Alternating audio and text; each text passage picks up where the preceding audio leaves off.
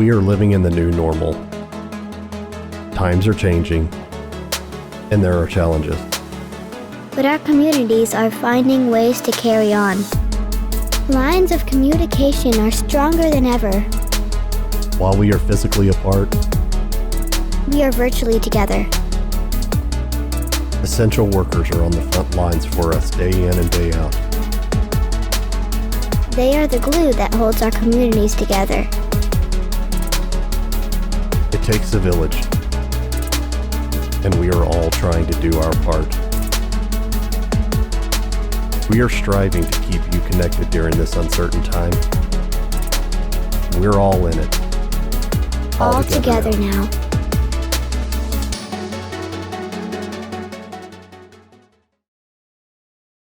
Hello Nutanix community, and a very warm welcome to the first ever global .NEXT digital experience. I'm Georgie Barrett, I'm a tech journalist and broadcaster, and I'm going to be your host for the .NEXT general session and after hours .NEXT shows. In the audience today, we've got visionaries, we have IT practitioners, developers, leaders. Yes, my friends, we are all in excellent company. And we're going to be sharing and getting hands-on with leading edge data center, hybrid and multi-cloud technologies. Over the course of the event, we really hope that you're going to immerse yourself in panel discussions and talks, one-on-one sessions and networking that will enable you to modernise your data centres, improve productivity and gain a competitive edge. You're going to be hearing product updates and best practices from a cast of very familiar faces, both inside and outside of Nutanix. So settle in as you're going to learn how you can run better, run faster and run anywhere. So first up, let's set the stage for .NEXT by learning about what it takes to thrive in this new normal. It's an honour for me to introduce founder and CEO of Nutanix, Dheeraj Pandey. Good morning, good afternoon, good evening, everyone. Thank you so much for being here. The last 6 months has not been easy for any one of us. For us to really go and focus on personal health, family well-being, and really understanding what it means to excel at work is a lot to have asked for. So really appreciate you folks being here with us in this special version of .NEXT, our mega event that we do once a year. Today I'm going to talk about history and learn a little bit from history because, as I mentioned, history doesn't repeat, but it definitely rhymes. And we can look at the last 20, 30 years of IT to learn from history, to really surmise on what the next 10 years could hold for us. So as we've all been going through this pandemic, a unique thing has happened. And that unique thing is how it's accelerated digital transformation. We are talking a lot more about hands-free IT and business continuity and disaster recovery and bursting to the cloud and streaming an entire office environment to our people's homes. All of this has happened in the last 6 months. If anything, it's compressed probably 5 to 10 years of digital transformation into the last 6 months. So kudos to all of you for really having reacted to the thing that was thrown at us in the last 6 months. And in many ways, it's going to change the way we live and work. I mean, the future of IT, future of work is changing. Future of healthcare with, telemedicine and such is going to change in rapid ways. And future of education, all of these things are up for reinvention, and all because of what happened just in the last 6 months alone. So I want to look back to really look ahead. This is not just the future of Nutanix, it's where we're headed in the next 3 to 5 years, but also where the industry is headed over the next 3 to 5 to 10 years. So look back, 1995, 2005, we shrunk computing, we brought it from mainframe to Unix servers, but finally from Unix servers to Intel x86 and Microsoft, and also to Linux. There was a huge proliferation of small servers. There were servers under every desk. There were appliances in the network everywhere. We talked about autonomy. We created autonomy. When we made things smaller, we created that autonomy. And what happened was chaos reigned. But then, we finally realized we need to bring in some sanity with governance. We wanted to rein in that chaos. And that's when we started talking about consolidation. We consolidated servers in these beautiful data centers. We consolidated storage. We virtualized a lot. We virtualized compute, virtualized storage. We began to virtualize networking in this era of 2005 through 2015. We seeded hyperconverged infrastructure in this era. In the last 10 years, something similar happened. Yet again, a lot of autonomy. There were DR sites. There were remote office branch offices. There were mergers and acquisitions where people really didn't reconcile everything down to one. There was a huge proliferation of data centers. And what we have seen in the last 5 and what we'll continue to see in the next 5 is going to be this notion of consolidation. Bring it down to a few, rein in that chaos with one-click private cloud. And what we have been seeing in the last 5 years and what we will continue to see in the next 5 years is yet another form of autonomy that's going to really let chaos reign. A proliferation of clouds, a proliferation of cost centers, proliferation of everything being done through credit cards. We have things at the edge, we have things in the core private cloud, we have things in different kinds of public clouds. And the real opportunity for the companies to figure out, can we go and govern this? Can we really rein in that chaos? Can we bring in this ubiquitous piece of software that runs anywhere and everywhere? Can we go consolidate the clouds with this idea of one-click hybrid cloud? Can we bring a singular experience between private and public in the edge with a very seamless, very simple, very secure software that we'll come to call a one-click hybrid cloud experience? And that's the journey of the next 10 years. We think that what we've learned over the last 20 years, we need to go and repeat this, make this rhyme in the next 10 years. So what do we mean by consolidation? In the classic Nutanix terms, it's really about the power of 3. We virtualize everything. We make everything into pure software, compute, storage, networking, security. And by doing that, we have now made it mobile. We can now move them from any one location to another. We can drag and drop things, an entire data center from one location to another with this power of not just app mobility, but data center mobility. And finally, we've got to go standardize them, standard skill sets. We don't need to have people who only know Amazon, who only know Azure, who only know private cloud. It's the same team. We've converged the notion of having a single team that does everything and also standardize on user experience across on-prem and off-prem. So what's HCI delivered for us in the last 10 years? It's really been about consolidating all the hardware with pure software, which we now call one-click infrastructure. What it's done in the last 5 and will continue to do in the next 5 is about really consolidating data centers with this idea of one-click private cloud. But where we think it's supposed to head is this notion of one-click hybrid cloud, consolidating all clouds with a singular experience with skill sets that people can actually use both on-prem and off-prem. So now that we know the why of hybrid cloud infrastructure, let's define the what. Hyperconvergence is the foundation that's really becoming a platform.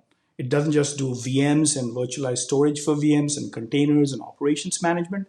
It's running pretty much everything as an app, filers and object storage, DR automation, DR sites, a ton of things that we're doing for databases, database as a service and platform as a service is running on top of HCI. And finally, digital desktops, both VDI and desktop as a service.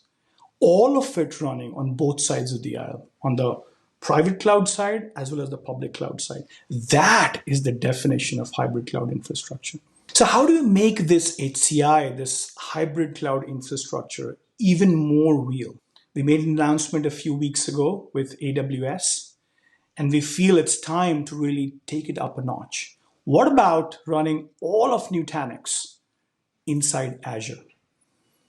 That's the thing that really excites us, that now we have 2 of the powerhouses, the hyperscaler powerhouses on which we're running all our software.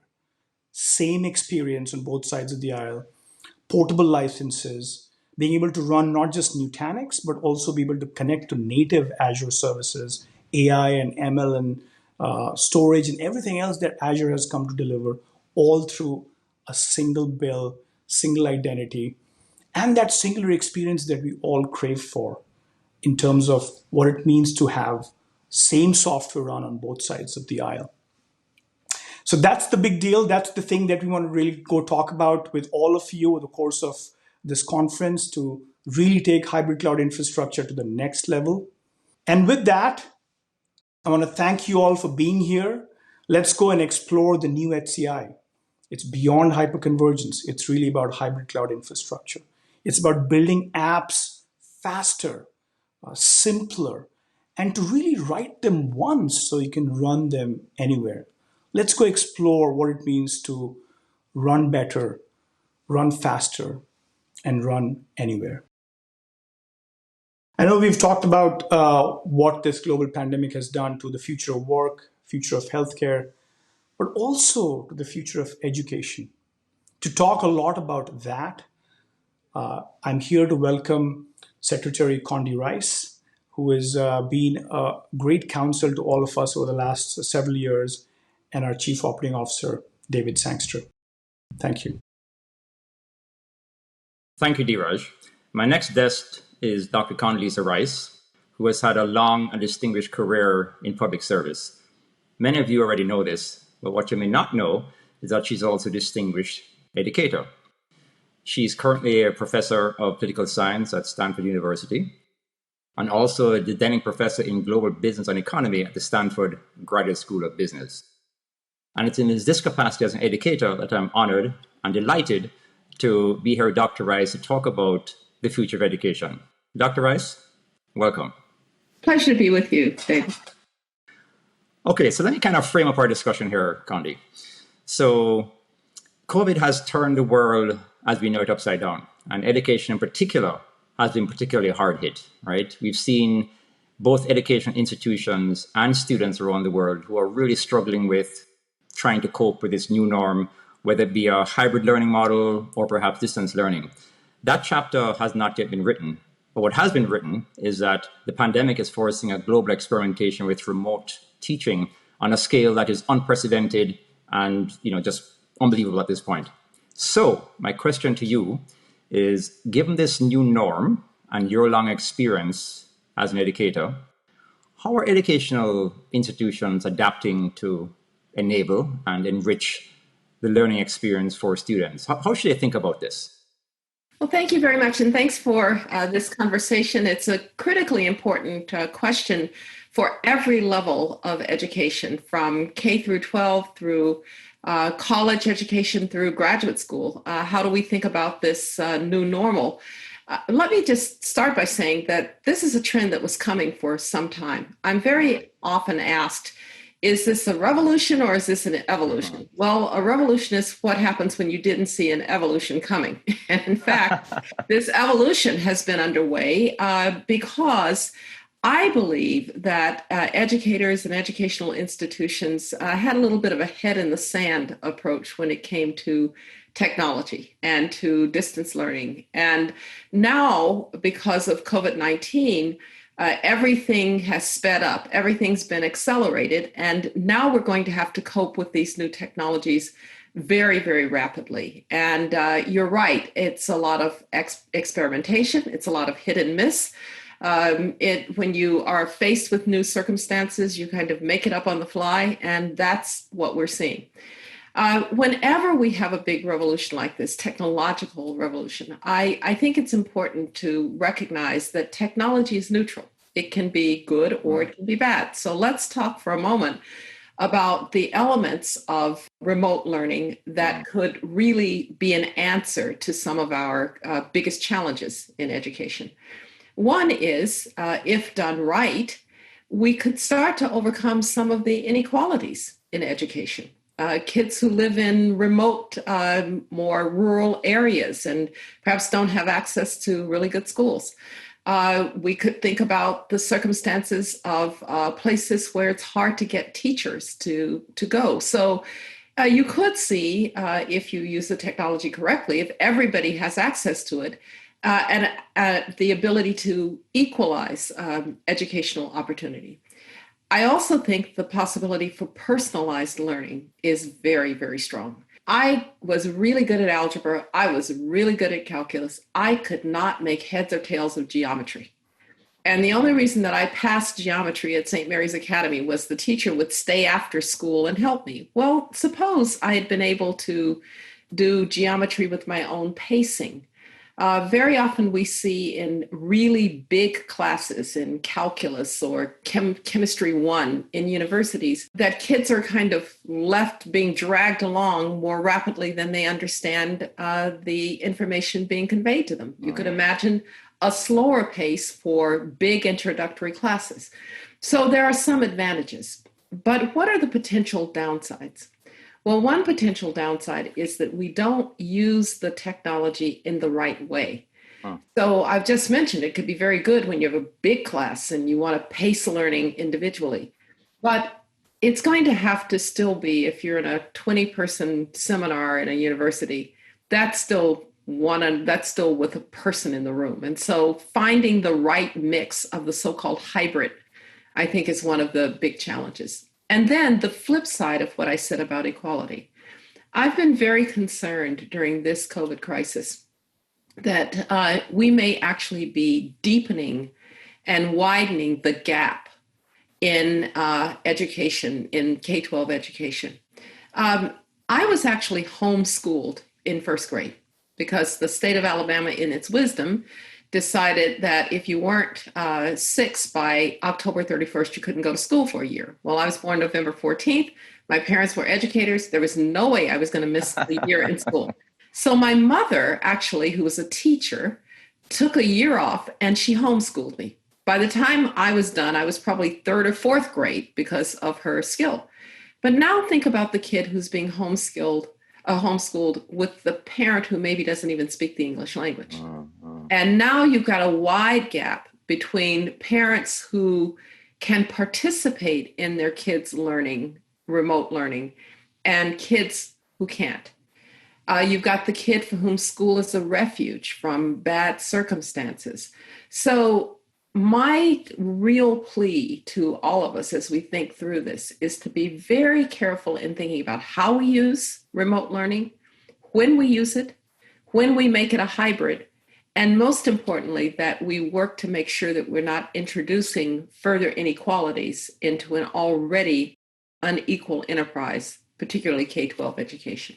You raise an interesting point about the deepening of the digital divide, which is another rich topic we should talk about at length in another forum. It's probably many hours worth of discussion. But the thing that also struck me was the fact that with remote learning, we're no longer experiencing the on-campus experience that we all seem to enjoy as college people. And how important is this sort of on-campus experience to the learning journey? I think the on-campus experience is important in some ways, but I've never been one who believed that you just had to have 4 years on campus to grow up. And that's what some people that's how they talk about the on-campus experience sometimes. You're on campus to learn as rapidly as you can. And yes, of course, there are certain social elements to that, and learning what you're passionate about and finding what you're going to choose as a career path. All of those are very important. But again, we can imagine a circumstance in which a first year might be better spent as a gap year when students mature some. You know, in some countries, because you have to do military service, you really don't get to college until you're 20 or so and kind of know what you want to do. So I don't think it is for every kid, for every student, that the 4-year experience is an absolute necessity. There are a lot of great things about the 4-year experience. But let's be honest, the 4-year experience is also very expensive. And that's where you have a lot of kids who are taking down loans and taking down debt and graduating with more debt than they will ever be able to pay off. Maybe for some, 1 year in a gap year with virtual tools to learn, and then entering college when you're a little bit older with 3 years to specialize in life. Maybe that's a better model. What I'm really saying is that we're going to have to learn to be more flexible. We're going to have to learn to have a variety of learning possibilities for students that are really more tailored to the students' needs and to the students' need for certain kinds of experiences. Dr. Rice, fascinating topic. Thank you so much for sharing with us your perspective on the future of education. As always, it's been a pleasure to host and to talk with you. So please stay safe during these challenging times. Thank you so much. Thank you very much. Thank you. That was terrific. I always enjoyed talking with Dr. Rice and learning from her experience and insights. Okay, let's flip to a video segment here. Technology has always been front and center when it comes to delivering education, and Nutanix continues to play its part by accelerating innovation in the educational area. We have a customer who is Florida Virtual School, and it's one organization that has leveraged Nutanix technology, not only to transform its business, but also enable a rich and immersive learning environment for its students. And this next video with Teed Up will show you exactly how FLVS is changing the future of education with Nutanix.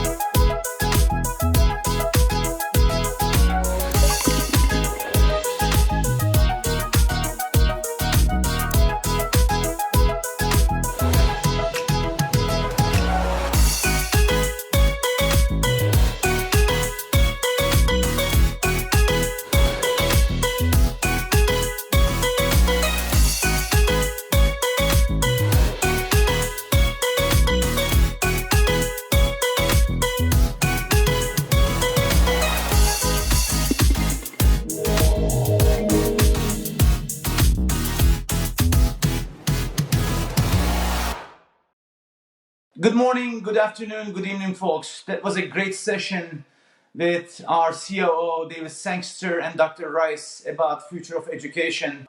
So this next session is a very exciting session around future of healthcare. A very contextual session with this pandemic backdrop, and I have two phenomenal guests with me. One is a dear friend, Dr. Zafar Chowdhury, the CIO at Seattle Children's Hospital. And the other one is another dear friend, Sridhar Mullapudi, head of products, SVP of products at Citrix, whom we've been partnering with for a long time at Nutanix, and also a personal friend for many decades now. So this session is very important. Healthcare industry is going through tons of change. Every day we're hearing news, seeing news about the challenges we're facing through this pandemic. And these two guests are going to shed light into some of the things that we're working on to enable the healthcare industry to move forward with this pandemic backdrop into the future. So on that note, I'm going to bring Dr. Chowdhury. And by the way, Dr. Chowdhury, I'm going to call you Zafar. You're a dear friend. I'm going to drop the doctor for the conversation. So Zafar, based on all these things we talked about, we're seeing in other industries as well, like the education industry, the future of healthcare is changing, and I know this entire pandemic also forced you to change your thoughts and your vision and adjust. And now at Seattle Children's Hospital, how you're seeing this backdrop, this pandemic backdrop, and how you're changing your vision, your strategy, your execution for the next 3 to 5 years. Thank you for inviting me to the session. It is a pleasure to be here to talk to everyone about how healthcare has been impacted by COVID and how we've changed the way in which we deliver healthcare. So let's walk through this. So from a people perspective, what we've seen is patients, parents, caregivers wanting to consume healthcare in a very different way. They don't want to physically come to the hospital. So we've had to pivot the process to involve physicians communicating and working with and treating patients remotely using telehealth. From a staffing perspective, we've changed the way in which we allow people to work. So people are working remotely. In our organization, we have 4,000 people every day working remotely using our virtual desktop infrastructure supported by a Citrix presentation layer. And before COVID, we didn't have anybody working from home. From a process point of view, we've had to rework how our people interact with each other on a daily basis, how we have team huddles, how we do group meetings. So we've used a lot of video conferencing, web conferencing technologies. From a patient perspective, we've stood up an entire telehealth service for all of our specialties. We've gone from 100 telehealth visits prior to COVID to 15,000 telehealth visits on a weekly basis during COVID. And then from a technology standpoint, we've done a lot of work to understand what infrastructure is required to make these things happen. We've got a hyper-converged infrastructure on Nutanix that runs a Citrix presentation layer that services over 4,000 people a day in real time. We've been able to maintain 5 nines uptime on that system, very stable.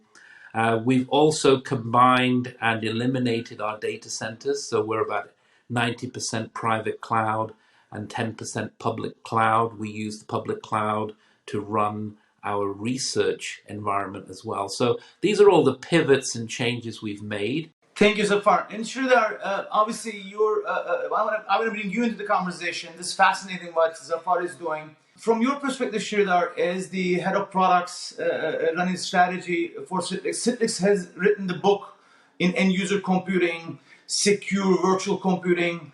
How do you see, from Citrix perspective, the next 3 to 5 years pan out, both from a business and technology perspective? Yeah, first, thanks, Tarkan, for inviting me to the Nutanix conference. Been working with Nutanix as a partner for a long time from a product perspective, and so excited to be here.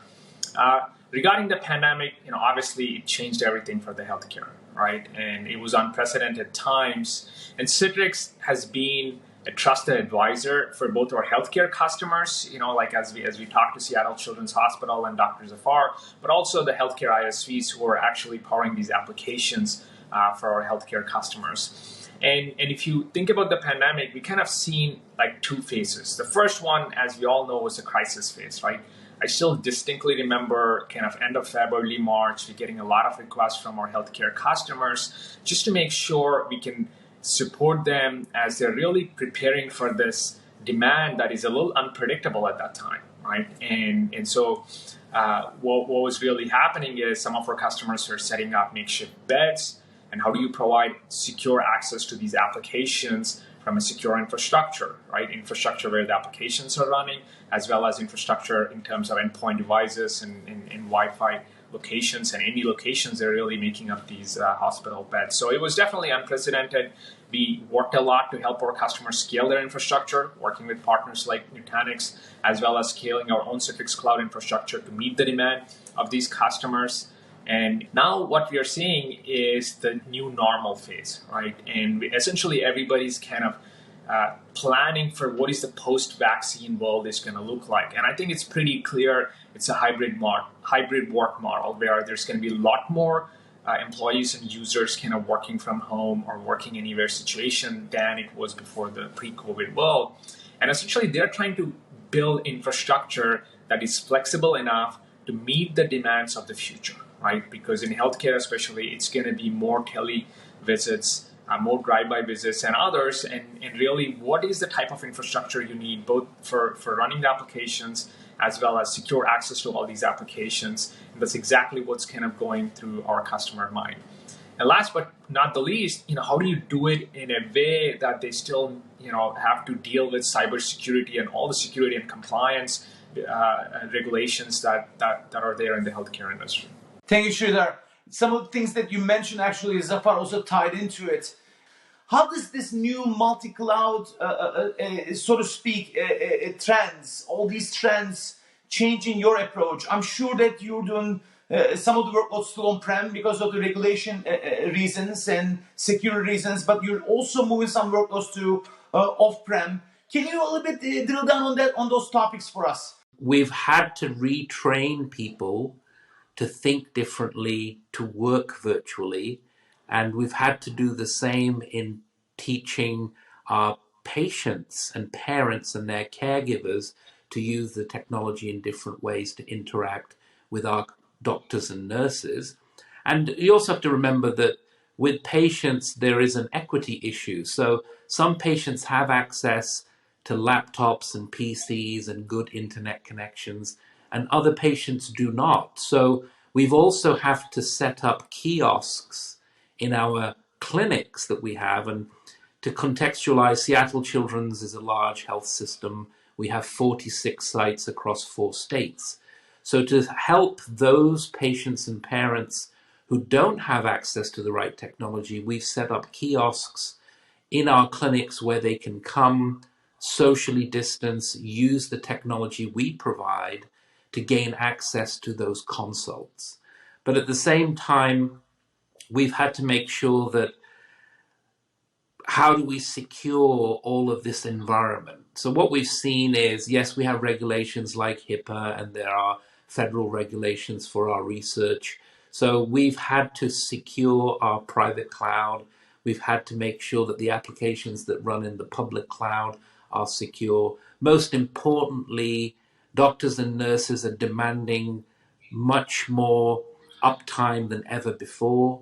We're needing to guarantee 5 nines uptime in our environments. We've been able to achieve that with our Nutanix HCI for VDI. The predominant workloads we run on hyperconverged is our virtual desktop, which then accesses all of our clinical, non-clinical applications, our ERP, our electronic health record.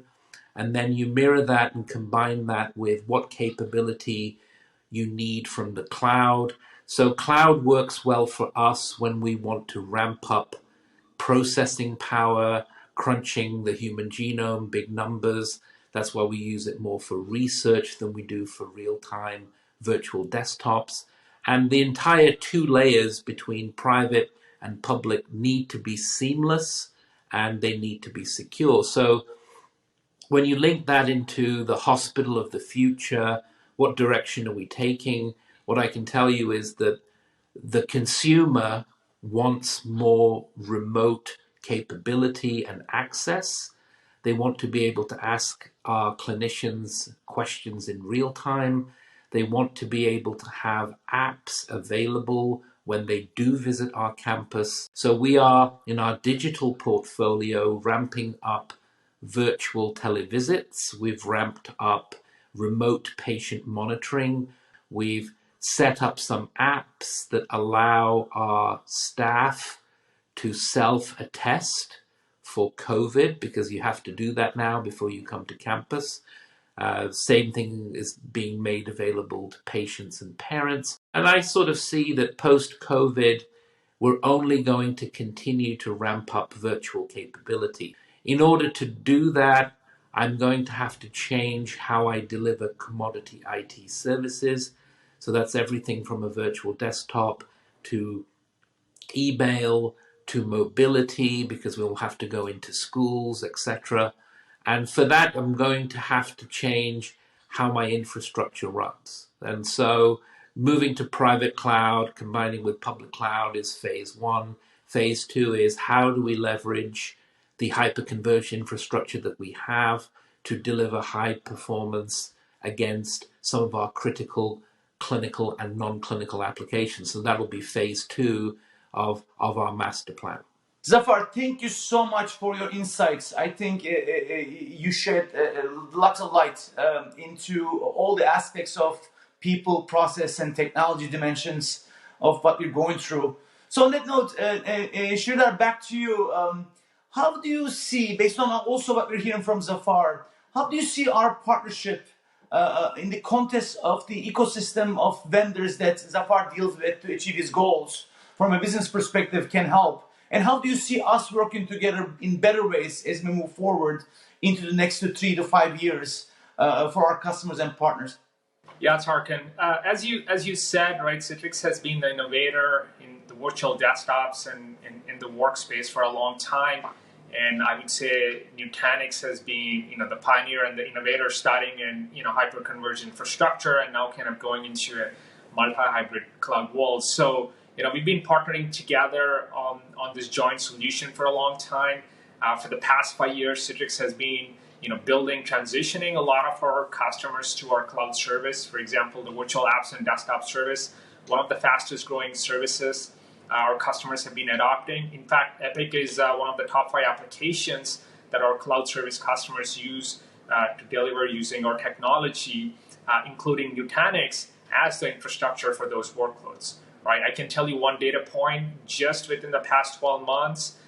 For our Citrix Cloud customers using virtual apps and desktop service, the Nutanix workload has been growing about 250%, right? So I'm really excited to kind of see the joint growth of moving to cloud as well as, moving to Nutanix and providing customers the choice. And as you guys are kind of building out a hybrid and multi-cloud infrastructure, I think that gives our joint customers more flexibility in terms of where they want to put the workload and how they want to manage and flex it up and down. So I'm definitely looking forward for the joint collaboration as we jointly move our customers to a hybrid and multi-cloud environment. Thank you for that, Sridhar. Just obviously that gives me more clarity, and we're looking forward to working with you, especially for our partners like Seattle Children's Hospital. Zafar, what can we do better as a vendor community? What are the other areas that you think that we can add more services around and partner better with you as we move forward? So look, it's no secret that COVID has caused a financial crisis, and healthcare is not immune to that. So every healthcare organization in the United States, if not globally, has taken a massive financial hit in terms of revenue, in terms of can we keep up the numbers, the beds filled, the staff employed? So my plea to any tech vendor who is a true strategic partner, and I consider Nutanix to be one of our true strategic partners as well as Citrix, is how do we build more flexibility in the services that you offer, in the hardware that you offer, in the resources that you offer, and how can we flex those up and down?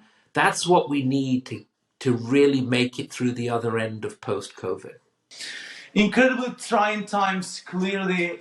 Zafar and Sridhar, thank you so much for this eye-opening conversation in this very important industry. And again, with this pandemic backdrop, you did not just talk about technology, but people, process, and technology aspects all together, which is really important for our customers and partners and our audiences. We really appreciate that. Really interesting listening to those stories there. I guess it just really puts it into perspective how important the work is that you guys are doing. Okay, up next, we're going to be hearing from the founder of... Hello, Georgie. Hey. Hi, Trevor. Is that you? What are you doing here? Hey, what's going on, Georgie? I'm Zoom bombing. That's what I'm doing. I just felt like crashing a Zoom whilst also learning about the enterprise cloud journey at the same time, whatever that is. Well, I mean, you're always welcome to Zoom bomb me, but you do know that our show is actually tomorrow. We've got like all the performers and troops. It's a very big extravaganza going on. Oh, yeah. The .next show tomorrow, the finale. No, I remember that. I mean, I cleared my calendar a long time ago, which wasn't hard. I haven't had anything on my calendar since March. I was just excited. I just want to say hi to you, just so you don't forget to call me tomorrow. I wouldn't forget. Well, thank you so much for Zoom bombing me. Always a pleasure. I mean, of all people gate crashing your link, Trevor Noah has to be up there. We're going to be seeing loads more of him tomorrow for the .next show. Please don't miss it. It is going to be fantastic. As I was talking about the global pandemic and the digital transformation that it has really engendered, the current macro conditions are shaping how we work, how we educate our future generations, and how we deliver healthcare with telemedicine and such, and how we provide innovative technology to support business continuity and business growth. In fact, Satya Nadella recently said that he's seeing 2 years worth of digital transformation happening in 2 months. Such is this era that we're living in. To discuss how technology continues to evolve as the foundation for this rapid disruption and innovation, it's my great pleasure to welcome Scott Guthrie, Executive Vice President for Cloud and AI at Microsoft. Welcome, Scott. What better way to start this team spirit than use Microsoft Teams to record this? Scott, how you and the team at Microsoft are navigating through this era of remote work, and tell us more about some of the key trends you're seeing that are impacting adoption of cloud technologies. Yeah, well, thank you so much for having me here, and thank you for the partnership. And obviously, we're living, all of us, in interesting times, and really over the last few months with COVID-19, I think we've really seen a number of economic, business, and technology factors that are really changing the way all businesses operate.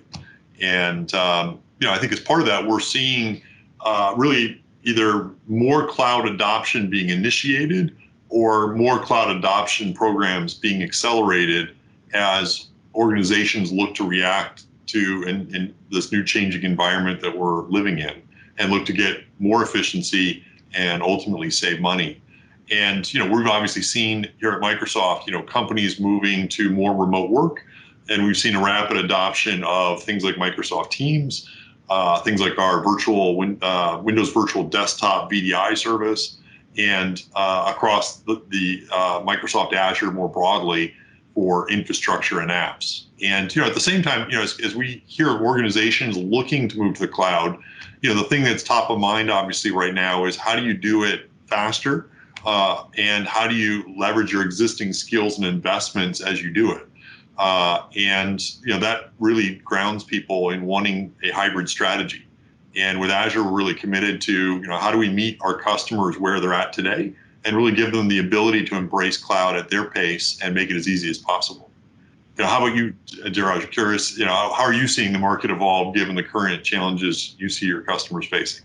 I so violently agree. I think what you said, you've got to walk over to where the customers are. Rather than have them walk over to where we are, we have to walk over to where the customers are. We use the word invisible computing. It's the fact that we have to really make it invisible.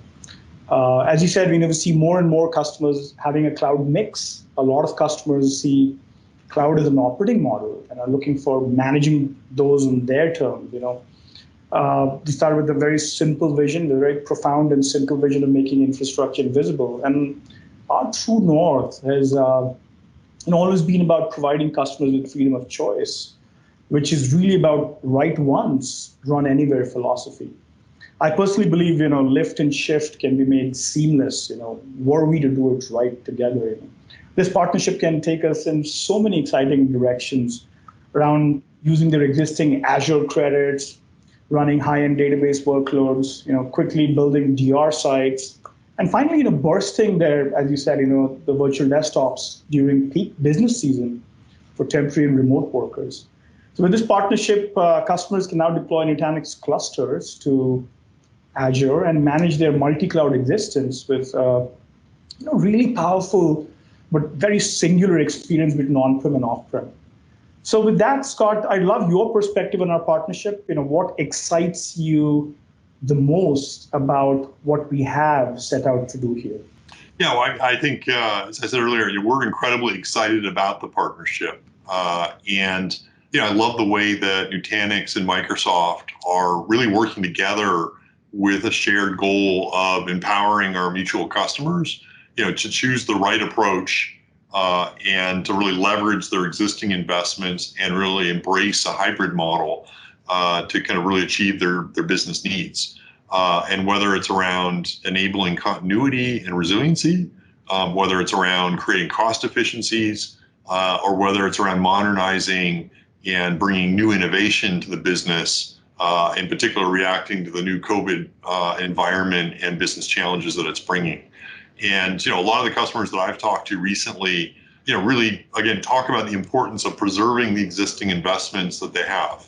This is not a time to, just go greenfield and say, let's spend infinite amounts of money to get an outcome.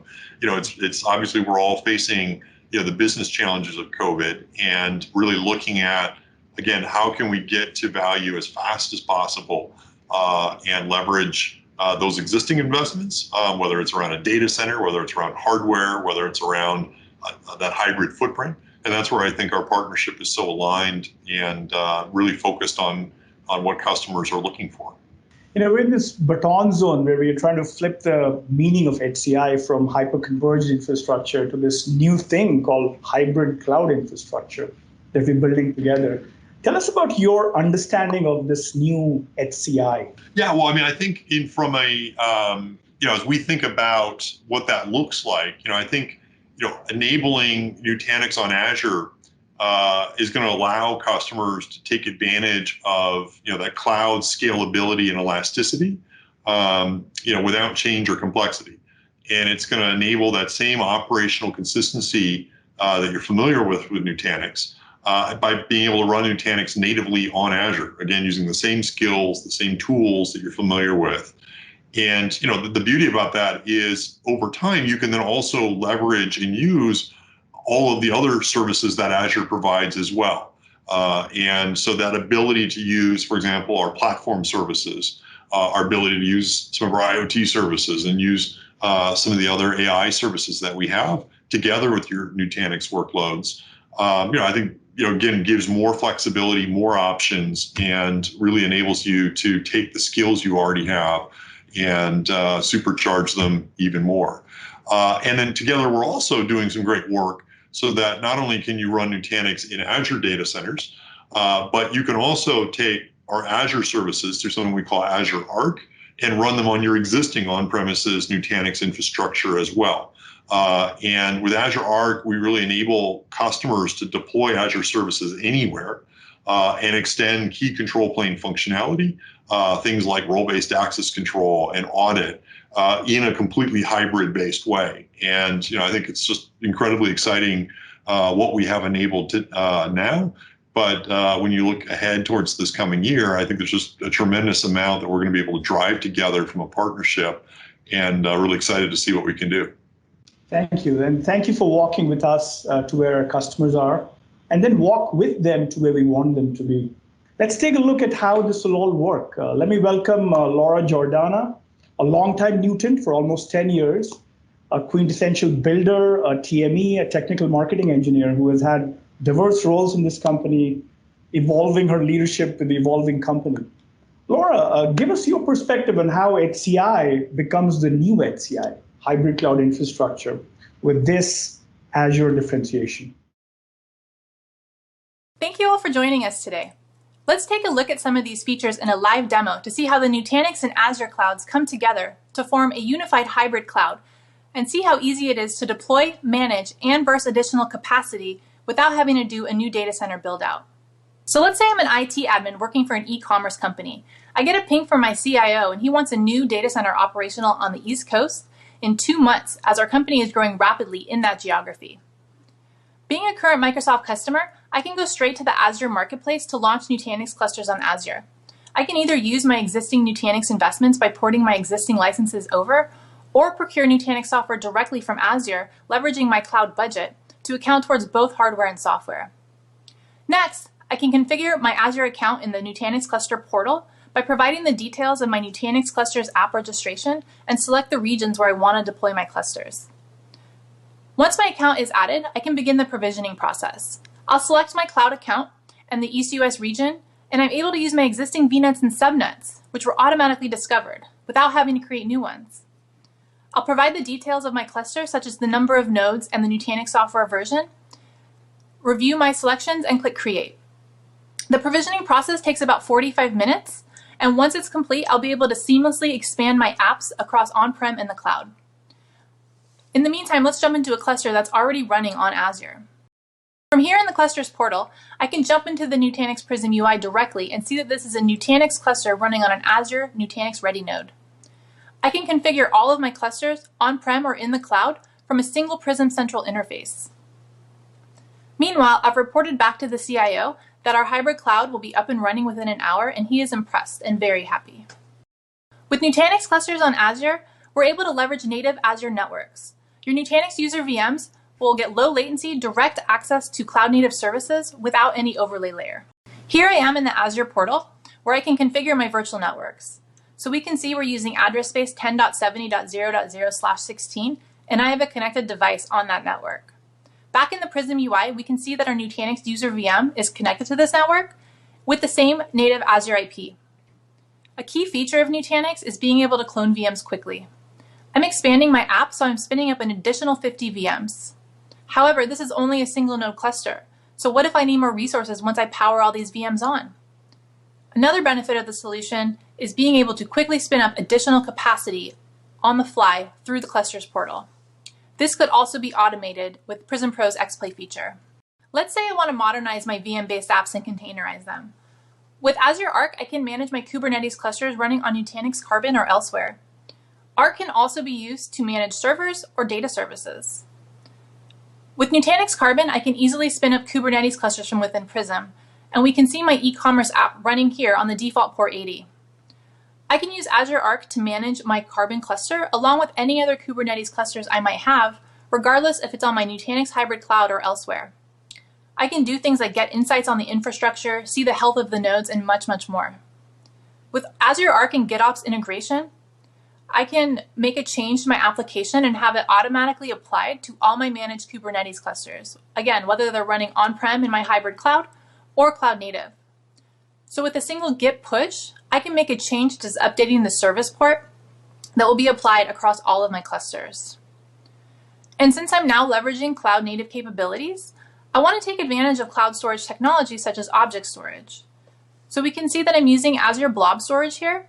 And from a Nutanix VM running on Azure, I have direct access to this blob storage and can access my container directly, manage it, and upload files to it. With Nutanix clusters on Azure, you can move your application from on-prem to cloud without any refactoring needed, keeping your existing integrations intact. This also applies in a DR scenario. So let's say I'm running my web servers as VMs here, and I get an alert that my data center connectivity is down. But since I've already created a protection policy and a recovery plan from within Prism Central, I can easily perform an unplanned failover of these VMs and have them up and running in my Azure cluster with just a few clicks. So even though my app is now unavailable on-prem, it's up and running on an Azure public IP. And before my CIO even realizes there's been an outage, we're already up and running without him needing to approve any new budget, since we were able to leverage our existing Azure commitments. So with Nutanix clusters on Azure, there's no need to wait months to set up a new data center.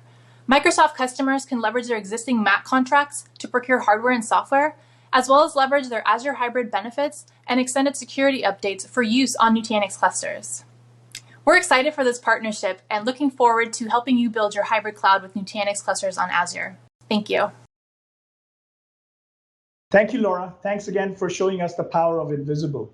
Simple, secure, seamless, as we forge the two user experiences into one.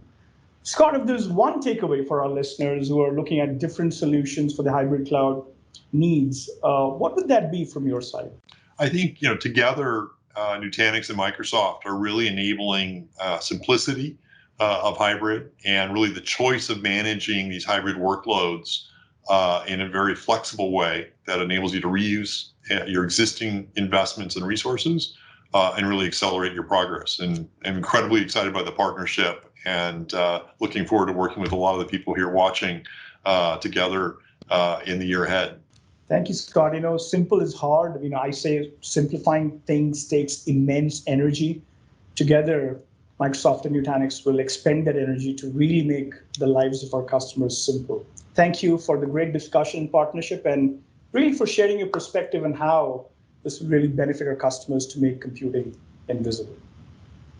Let me now turn over all of this and see how this translates with our partnerships and with commerce in the field, with our field staff and our partner sales. Here, one of our presentations with Lenovo. It's an exciting announcement between Nutanix, Microsoft, and our collaboration here at Lenovo, because we've had customers that have always wanted the benefits of the public cloud on-prem as well. So some of the people want an as-a-service metered offering, and we're offering that through something called Lenovo TrueScale Infrastructure Services now.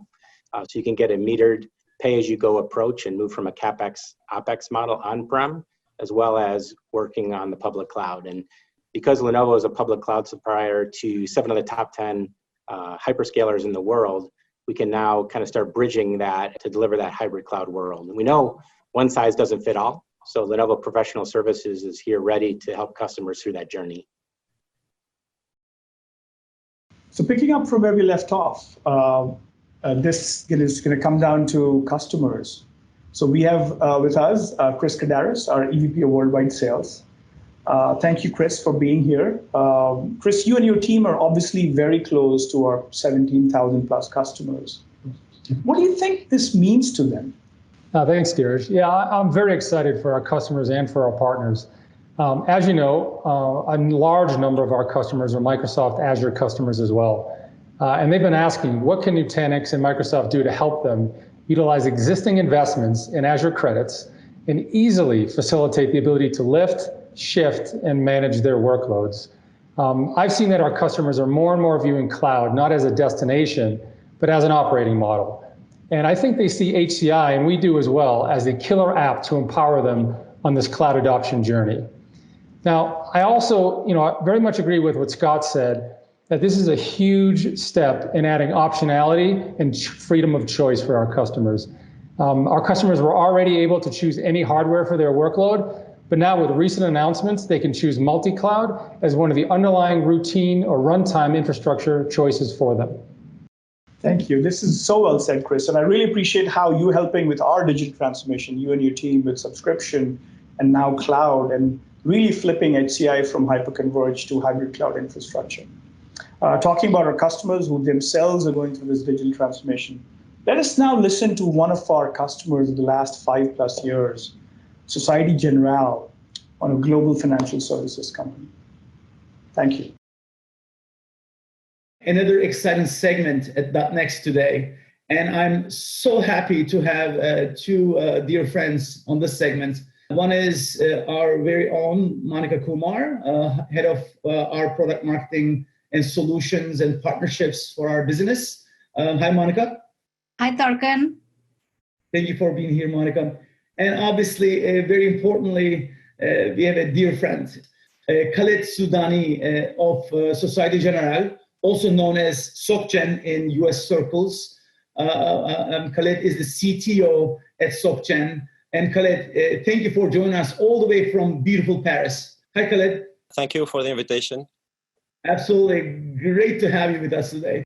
SocGen globally is a multinational bank and obviously one of the leaders in financial services industry. And obviously we have this difficult pandemic backdrop in the world at a global scale. So maybe, Khaled, how do you see your priorities as a financial service leader in the world? Thank you, Tarkan. First of all, I would like to wish all our colleagues, our partners, our clients, good health and wellness in these difficult times. 2020 has been a difficult year, very challenging, all the health conditions. We had to change our way of working. We had to change the way we interact with others, with families, in the professional environment. And it was difficult. And actually, we adapted quickly. For us as a bank, actually, it was challenging even before that because we are being disrupted. Many actors from outside the financial industry coming with a lot of innovation, bringing new services, sometimes without any regulatory weight that we start seeing as a bankers everywhere in the world with heavier conditions. And we have to react also, as I said, in this special year, because we have to bring new services, we have to bring innovation, and we still have to lower costs. And this is extremely challenging, but we're going to face it and we're going to prevail. So thank you so much for being here today. Obviously, technology is now playing a big role, right? With all the transformation happening around us in our lives and how we work. So my question for you is, how is your IT strategy and vision playing out to help with that digital transformation that you're seeing in financial services and for your company specifically? And then also, how do you partner with, vendors like Nutanix to help enable that digital transformation? Actually, when we look today, technology is changing the world. Technology is business everywhere. Technology is powering business. If I step back and we look to Societe Generale as a bank, for a bank, technology is the factory. It's the heart, it's the living heart of the company.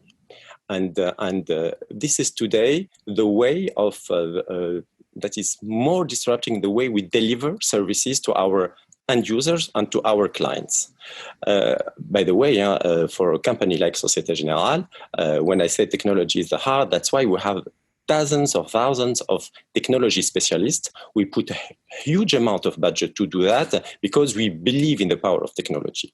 So when you look at it, and especially I will just speak about the transformation in the last decade. Basically, around 2014, we started our cloud journey, because nowadays the cloud is changing the way we look to the innovation. It changed the way we transform. It's up to time to market, it's scalability, it's resiliency, it's the way we change and we use our disaster recovery sites. There's a lot about it. So we started in 2014. It started with the first cloud generation, but now it's continuing. And just 1 year after, in 2015, we picked up Nutanix as a key player, as a key actor in this transformation. If I take some figures today, we are more than 70,000 plus virtual machines. Nutanix is powering up more than 2/3 of this, especially on the storage part. The product is scalable. The product is powerful. The way we interact together are very good. The support is very good, but it does not stop there, because the transformation have to go on, to move forward. We expect also from Nutanix new services, new products, not only on Nutanix, but other partners. But we have to move forward because we have to scale up this transformation. Thank you, Khaled, for this. Actually, that's a nice transition from Monica's question. So can you talk about your specific hybrid multi-cloud vision and strategy for the next fiscal year and beyond? Okay, so let's step back a little bit. Actually, I said that for the last 5 to 6 years, we've been transforming, starting our cloud journey. What we have done specifically is that we have built a private cloud platform with many services based mainly on APIs for our internal clients to come and consume it and deliver financial services behind it, because we're still a bank and a financial firm. We have roughly between 6,000 to 7,000 applications. These applications have to get transformed to go and consume and take the cloud advantages. I was speaking about time to market, to scalability, to resiliency, to burst. All of this, you have to transform all these applications, and it takes time and money. A third is that we are a bank. I spoke about regulation. When you say bank and regulation, you have data, confidentiality, data location, data gravity. You have to decide what can goes out, what have to stay in. So the question of private and public is not so easy. Okay, so little by little, our strategy become hybrid, because on one side because of regulation, because of cost, and sometimes because of technical aspect, we know that GAFAs have a huge power also to bring new innovative solutions. So for this innovation, you have to get out and go to the public cloud. Sometimes we need the scalability or bursting. We have for financial closing, we have algorithm for risk calculation, and so we need, and we cannot provide all this compute power all internally. So we need both. So we have said our strategy is a hybrid cloud strategy. For the last 2 to 3 years, we have set up an external advisory board with some key technology leaders. It's about companies, not only because sometimes it's intuitive personas, some people that we target, and they come to discuss. We expose our strategy, we hear their constructive criticism, and we open up to say how to use that. And this is the way we think that we can achieve to deliver new services, interacting with the ecosystem, opening up to the ecosystem. But it's both. It's private and it's public. And as you said, Microsoft and Scott were there, Duraz for Nutanix were there, and interacting with these people, maybe we had the role to bring them together, because I understand you might have also new services. It's good for us. It's good for you, because we need this kind of innovation to also to move forward, especially giving the hard condition that we spoke about earlier on. Khaled, you made so many amazing points, and I just, a couple of them really resonated. One is the innovation is ongoing, right? So just because you've been transforming for the last many years doesn't mean you stop now. And secondly, you said you expect more from the vendors that you're partnering with. So the question I'd ask you is, you heard about our Azure and Nutanix partnership. specifically around enabling our customers to lift and shift applications, from on-prem to public cloud if need be, to expand with cloud-native services existing applications or build new ones, to create DR on the public cloud if need be, right? And also to burst into cloud for additional capacity. So there's multiple use cases we are now enabling, and you're very right. Vendors, we do need to deliver more services, and that's exactly what we'll be doing with Azure. So I'd love your perspective on the partnership. How do you think that could benefit an organization like yours? Once you have decided that you will have a strategy based on hybrid cloud, okay, we said that. Now we have to implement it. It's very easy to say, it's very complex to put in operation because you have to build it, you have to operate it, you have to secure it, you have to monitor it from A to Z. As I said, we are in a regulated environment, so we have to be in charge of the security. You have to look to your data location and gravity, connection between databases, between data lakes, and so on. And doing this, executing this strategy, this is the point where we need partners, where we need Nutanix, where we need Azure, and so on. It's going beyond having a strategy, it's the execution.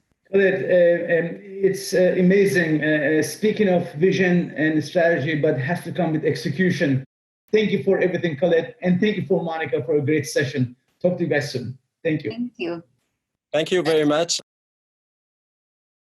Our next guest defines what it means to be a thought leader. His first book inspired a movement in business where you had to start with the why before you got to the what and the how. His most recent work, The Infinite Game, was published before COVID, but it's very much become a guidebook for leaders trying to navigate these uncertain times, not with short-term fixes, but with really holistic long-term thinking. So I'm delighted to hand over to author Simon Sinek. He's going to be in conversation with Dheeraj. Enjoy. Thank you, Georgie. I'm really excited about this next segment. It's very apropos. It's just so timely to bring in someone who is so inspirational, so motivational, is an author, speaker, a frequent speaker in the TED circuit, and an optimist, which is what we need in this day and age. What we've gone through in the last 6 months, what we're going through in the next 6 to 12 months. And somebody that has celebrated a very simple and a very profound word called why. I'm a huge fan of his, Simon Sinek. He's finally here at .next. Honored and humbled. Welcome, Simon. Thanks for having me. Now, people ask the question, why? And I always say, look, this conference is about celebrating life, then celebrating design, and finally celebrating technology. Life's important, and we'd be remiss if we didn't start with life. The day and age that we're living, this era, is really humbled us as humankind. And to get someone like you to really start with that would be awesome. So with that, Simon, maybe my first question to you is, why? Why did you pick the word why to celebrate? I got tired of having discussions with people about what comes first, vision or mission. You know, I'd have whole discussions that some people believe vision comes first, and some people believe mission comes first, and some people believe purpose comes first, and all these things. And what I realized is we all had different definitions for the same thing. And so I went up to the people who believe that vision is predominant, and I said, well, what's vision? They said, well, it's why we get out of bed in the morning. And I asked the people who believe mission comes first, and they said, well, it's why we do what we do. And basically, the more I talked to people about all these different things, the more I found out the definitions were all the same. So instead of debating what comes first, I said, let's call it the why. Now we can all agree. Now we know what comes first. And plus, I think it's probably the most important question to answer, which is very often we find ourselves doing things because maybe we're told to do them or we have a responsibility to do them. But, I think it's pretty powerful to stop and ask ourselves, why am I doing this? This is the foundation of fulfillment and more, and the ability to make true impact in the world. So the why of life, I think we'd be remiss if we didn't start with life. We are in this unprecedented, one of the biggest pandemics in the last 100 years of human history. You've talked a lot about staying connected. You've talked a lot about humility. You've talked a lot about taking care of ourselves and taking care of each other. Maybe we start with that. We have a resurgence of the virus in the US. We are at odds with each other, how do we really start being optimistic about what's going to happen in the next 6 to 12 months? Well, optimism is something that's deeply personal, but optimism is obviously something that can be inspired by our leaders. And one of the things we look to our leaders to do is provide hope. And I think one of the mistakes that a lot of leaders make is they confuse positivity and optimism. Positivity is like everything's good, everything's good, everything's fine, everything's fine, everything's good. It's the knee-jerk seems that we want positive, but that's not really true because it seems to ignore the fact that things aren't that positive all the time. Optimism is different. Optimism is not the denial of the current state. It's the belief that the future is bright. It's like saying we're in a dark tunnel and I don't know how long we're going to be in this tunnel. It's going to take us time to get out of this tunnel, but we're focused on the light at the end of the tunnel and we're going to come out better and stronger when we get through it. And we're going to get through it together. And that's what optimism is. Optimism is a sense of hope in the future, even if the exact timing is uncertain. And, speaking of optimism and positivity, how do you connect this to, everything that's happening with just social justice and fairness and what it means to democratize opportunity around us? It's a big part of organizational design. We think about justice and fairness, especially for the folks who are out there in the audience who are thinking about building teams. The why of the teams, the how of the teams. How do they go about reaching out to historically Black colleges, thinking about gender in IT? It's a big deal. We are not that good when it comes to gender and diversity, and not just diversity, but inclusion in technology. Tell us a little bit about how we go about designing our organizations before we go design our products. Well, I think you just said it. It has to be designed. Very often our teams happen by default rather than by design. We look for people who we know through our friends. We look through people who we know through our colleagues. We look through people who look like us and sound like us because it's familiar and comfortable. And so we end up getting a team by default. Design means thinking about the kind of team we want to have and the importance of diversity of perspective and experience and point of view. And different people would bring different solutions to bear. And what makes great teams and what makes teams better at solving problems is that it's not just one mode of thought or one. It's like you would never want to just hire people from one university. It's the same idea. Like diversity of thought really matters. And when we have access to people who have such a vast depth of experience and a different way of living their lives, that can come to bear in such huge positive way. But to your point, it has to be designed. You have to do it consciously. And very often I think we forget about that. We say, we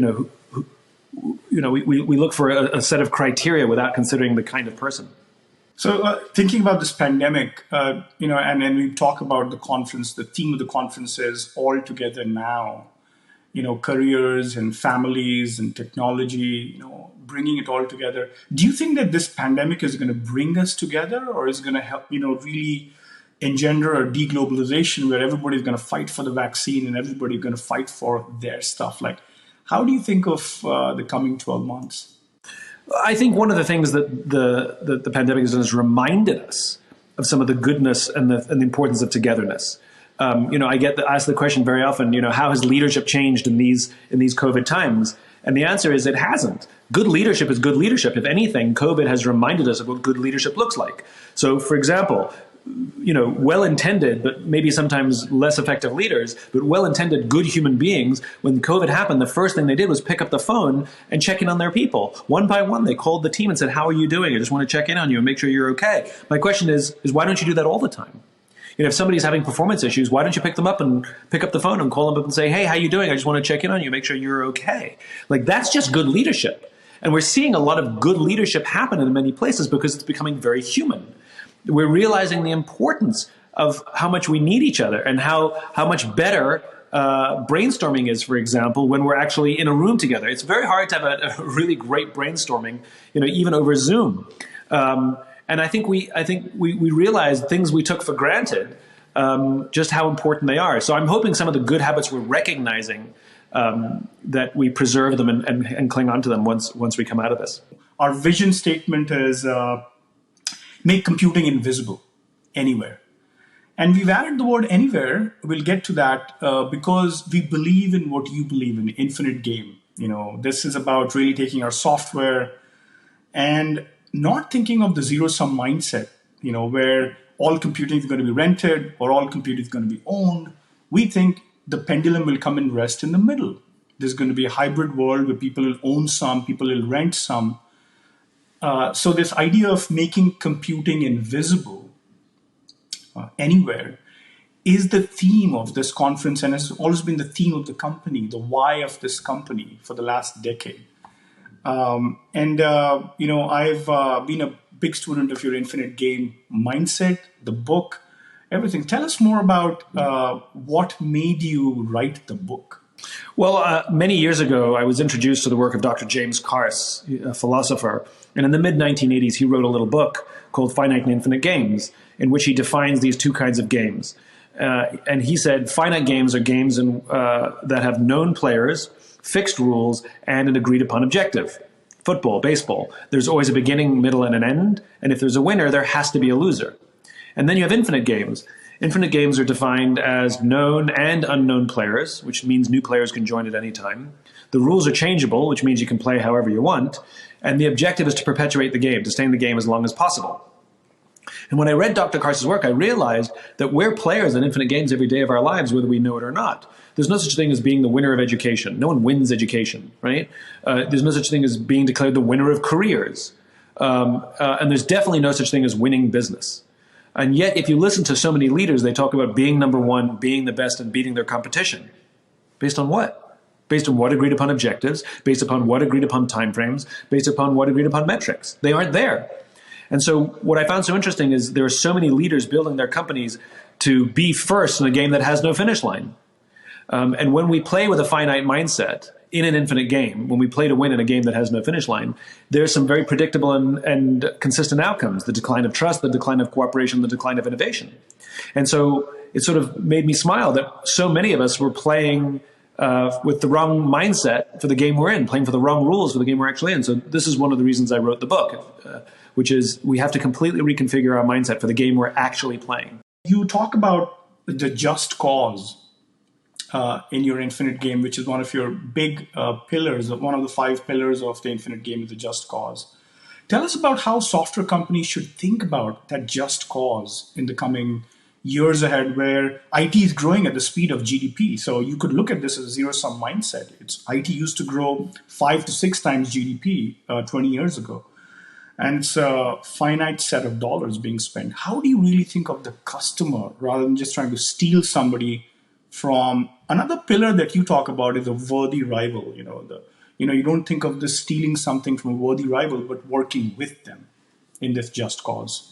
A just cause is an idealized vision of the future that does not yet exist, that we will devote all of our energy, all of our efforts, sometimes our product to help advance, and we'll never actually get there, but we'll die trying. That's the point. It's idealism. That's what vision is. And by the way, that's why we call it vision, because you can see it in your imagination. It's something you can see. And so when people say, our vision is to be number one, well, I don't even know what that looks like. So it's not really a vision. It's just some arbitrary goal. And so what a just cause is a cause so just we'd be willing to sacrifice our interests in order to advance it. And sacrifice can come in many different ways.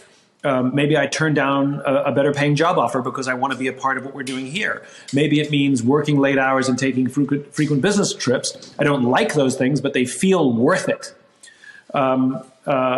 So that just cause is absolutely essential to play in the infinite game, because it is literally infinite. It goes on forever, and we start to measure our progress in terms of momentum or in terms of steps we're taking towards that just cause. It's not an absolute, as you said. It's not zero sum.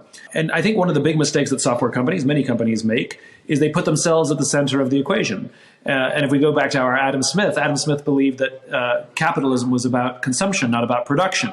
And we forget about the consumer, that the value we have in someone's life is only the value that they perceive. That if we somehow make their lives easier, or we add value, or this is where they perceive value. We've offered something that they want, need, or desire.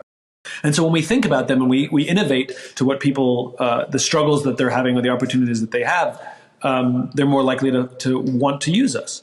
But very often, we force customers to fit our strategies rather than change our strategies to fit their wants, needs, and desires. This is a flaw. It might work in the short term. Steve Jobs was asked about this at a conference. He was asked about the movie industry, and he said that he was asked about the future of the movie industry. And he said the movie industry is making the same mistake that the music industry made years before, which is the music industry mistook their distribution channel for their customer. In other words, they were doing everything they could to appease HMV and Tower Records and all the big record stores that they served. But it ultimately was us who bought the albums that they should have been thinking about. And this is one of the reasons the music industry completely missed the fact that with the MP3, we moved away from being an album culture and we became a portable song culture. And it was Apple who invented iTunes and not the music industry, because they were so preoccupied with preserving their old business model. And they were so preoccupied with taking care of their distribution channel and ignoring their customer. And his point was that the movie industry has done the same thing, which is they've been so preoccupied with worrying about what movie theaters think that they've completely thought about the end user.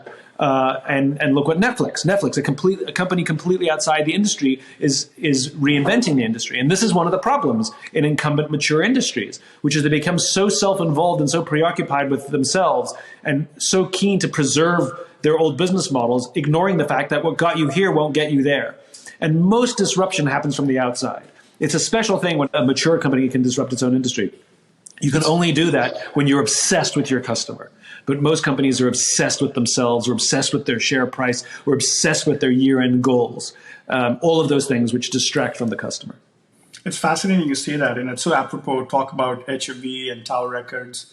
This conference is to really try to figure out how our partners and our employees really look at the customer as the center of the universe. We have to really think about this one common end user who can fire us at any time that they feel like, which is probably at the core of IT as well. We go and consolidate technologies. Core of what we do in hyperconvergence is to consolidate. And as you consolidate, you are vulnerable to being fired by the end user and the customer. So thank you for saying that. Thanks very much for having me. For those of you who know me, you know how much respect I have for what Simon has done for all of us. I've learned so much, not just start with why, but I've learned so much about the infinite game. And his latest book, The Infinite Game, is all about the just cause. That's what making computing invisible anywhere is all about. It's about trusting teams. It's about a worthy rival. It's the fact that we know how to compete with ourselves. Our rival is us. It's no one else. It's the flexible playbook. And with how HCI is morphing from hyperconverged infrastructure to hybrid cloud infrastructure, we're now bringing that flexible playbook to a data center near you, to a cloud near you. And most importantly, the courage to lead. It's a timeless journey, this infinite game of taking hyperconvergence from an appliance to OEM servers, to pure software, to subscription, to now this portfolio that we have in front of us. There's all the stuff in data center, DevOps, and desktops. And finally, the fact that we're running it on both sides of the aisle. It's been a timeless journey. It's been this infinite game that as a company we have come to epitomize. We have taken everything around that was visible, things that were nuts and bolts of infrastructure, and we have made that into something invisible.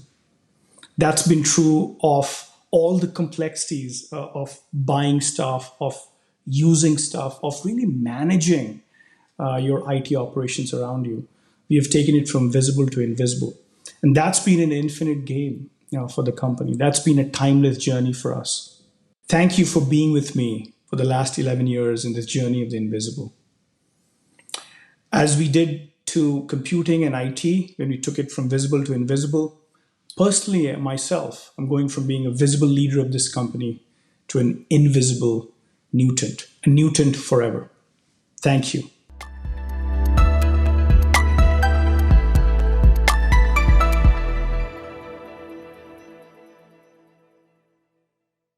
Well, Well, it's hard to believe it, but our first entirely virtual .next general session is almost at the end. I really hope that you've learnt loads from the guests, from the customers, from the product demos. Don't go anywhere just yet though, because we've got a jam-packed day full of breakout sessions and product test drives, where you can just dive a little bit deeper into the content shared here. And then tomorrow, we'll be back for 2 more keynote sessions. Join Nutanix leaders and industry guests in a demo-filled session, showcasing the latest developments in hybrid and multi-cloud technology, and also hear real-world best practices from industry thought leaders on how we're bringing infrastructure, applications, data and cloud all together for a seamless hybrid and multi-cloud experience. Before we sign off here, have a little sneak peek of this afternoon's .next show and the much anticipated customer awards. We know you're all dying to find out who won, so keep your eyes peeled for any clues. We're excited to be here with you during our first ever global .next digital experience. This year, we're going to recognize winners in 4 different categories. The Cloud Trailblazers, which is an individual award for innovation. The Cloud Transformers, for a team that transformed their entire organization. DevOps Rockstars, an increasingly important aspect of our business. And of course, my favorite, the .Heart Giving Back Award. I got a little toast for them, to our winners and to our finalists tonight. Cheers. Congratulations to everyone. Thank you so much, Inder.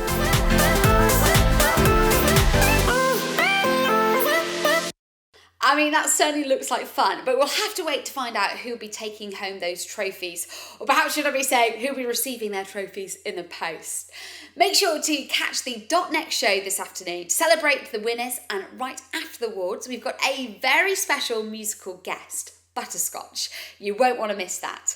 Have a great day here at the global .next digital experience.